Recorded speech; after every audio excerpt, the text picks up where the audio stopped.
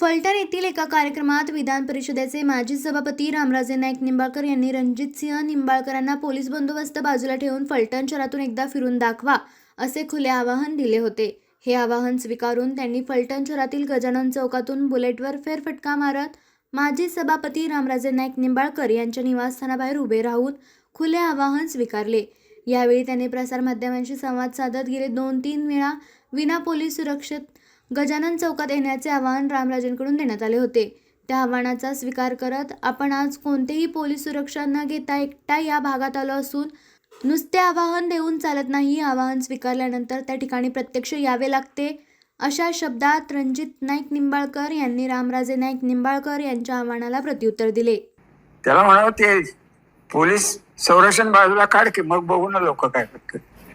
अहो कशाचं राजकारण पोलीस चौकीचं राजकारण करते। त्याला म्हणावं ते पोलीस संरक्षण बाजूला काढ की मग बघू ना लोक काय करतात। अहो कशाचं राजकारण पोलीस चौकीचं राजकारण करते। त्याला म्हणावं ते पोलीस संरक्षण बाजूला काढ की मग बघू ना लोक काय करतात। अहो कशाचं राजकारण पोलीस चौकीचं राजकारण करते। काय होतं की मीडियावरून काहीतरी आव्हान करायचं, नेहमी आव्हान स्वीकारत नाही, काही वेळेस सोडून देतो, काही करतो। नेहमी मला सांगायचं की पोलीस सिक्युरिटी न घेता एकदा येऊन दाखवा। अरे तुम्हाला मी आज नाही मागच्या वेळेस पण गजानन चौकामध्ये मी आलो होतो। खरं की कोण किती भ्रष्टाचार केलाय म्हटलं की चौकात समोरासमोर मांडू। जेव्हा म्हणतात समोरासमोर या तेव्हा हे बिळात बसतात, लपून बसतात। आणि आज गेले 2-3 वेळा त्यांनी आवाहन केलं की विदाउट पोलीस सिक्युरिटी तर रणजितसिंह निंबाळकरने बाहेर पडावं, त्याला दाखवतो। आता मी आज सुद्धा एकटाच आलेला आहे, तुमच्या समोर मी एकटाच बसलेलो आहे पत्रकारांच्या समोर। मी इथं जे काही कार्यकर्ते आले त्यांना मी आव्हान केलं की कुणी पुढे यायचं नाही, कुठलाही इथं पोलीस संरक्षण नाही, काय नाही काय। आणि मी त्यांनाही सांगितलं की काय मला एकदा गोळ्या घालायच्यात, काय घालायच्यात, एकदा ते काय तुमच्या मनात येते ते तर करून दाखवा ना। तुमची इच्छा पूर्ण करण्याकरता मी विदाउट संरक्षण मी या ठिकाणी आलेलो आहे। आज महात्मा गांधींच्या पुतळ्याच्या शेजारी मी इथं बसलेलो आहे।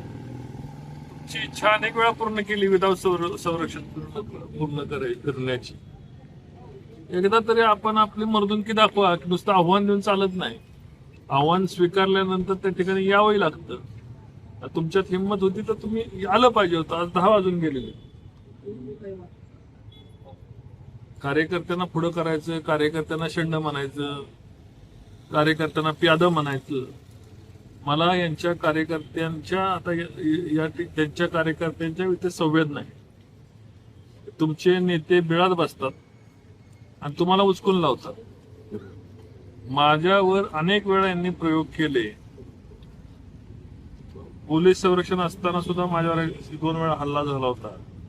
मी या गोष्टी फलटण तालुक्यापासून लपवून ठेवल्या आणि ही यांची मनोवृत्ती। म्हणून आज मी ठरवलं जे काय व्हायचं, ज्यांना यांना काय माझ्या पोलीस संरक्षणाची माझी अडचण आहे, विदाउट पोलीस संरक्षणाचं काय चौकात येतो। पण